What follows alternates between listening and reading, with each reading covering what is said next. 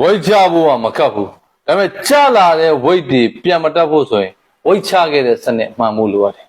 လို့တို့ရှင်းလေးရှင်းပြပေးပါမယ်ကျွန်တော်ခုနကဝိတ်ချခြင်းဥပညာစာအုပ်ကိုရေးသားထုတ်ဝေသူဖြစ်သလိုလူပေါင်းများစွာကို online ကနေ body transformation လုပ်ပေးနေနေပြကြောက်ပါကျွန်တော်ဝိတ်ချတဲ့အချိန်မှာအများစုကပေါင်ချိန်ဇက်ကကိန်းကနန်းတွေရောကျသွားဖို့စိတ်ဝင်စားတယ်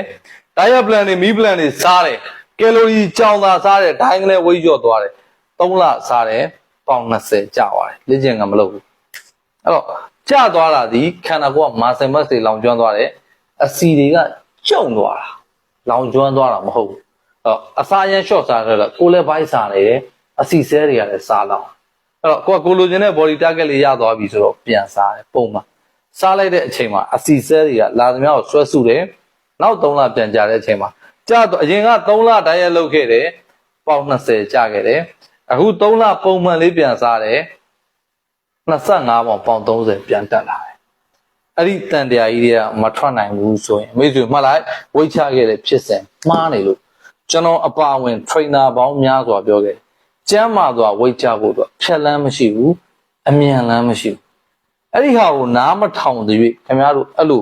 ကြွက်ပြင်းတဲ့ဝင်ကဘာကြီးထဲမှာလှဲ့နေဦးမှာဖြစ်တယ်ဝိတ်ချတဲ့အချိန်မှာထပ်ပြောပါမယ်ဝိတ်မဖို့လိုအပ်တယ်အသားတိုးစားဖို့လိုအပ်တယ်ရေမြမတောက်ဖို့လိုအပ်တယ်အေးရေးဝဝအိပ်ဖို့လိုအပ်တယ်တနေ့ကိုတက်တက်ကြွကြွလှုပ်လှုပ်ရှားရှားလုပ်နေဖို့လိုအပ်တယ်တနေ့တာလိုအပ်တဲ့ကယ်လိုရီထက်နည်းနည်းချင်း short စားတဲ့ lifestyle ကို maintain လုပ်သွား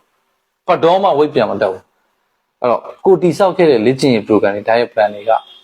ကိုဘလို့ဝိတ်ကျသွားတယ်ဘလောက်ထိန်းနိုင်လဲဆိုတဲ့ပုံမှာတက်ရောက်မှုရှိတယ်ဆိုတော့ awareness လေးပေးသိချင်တာပါ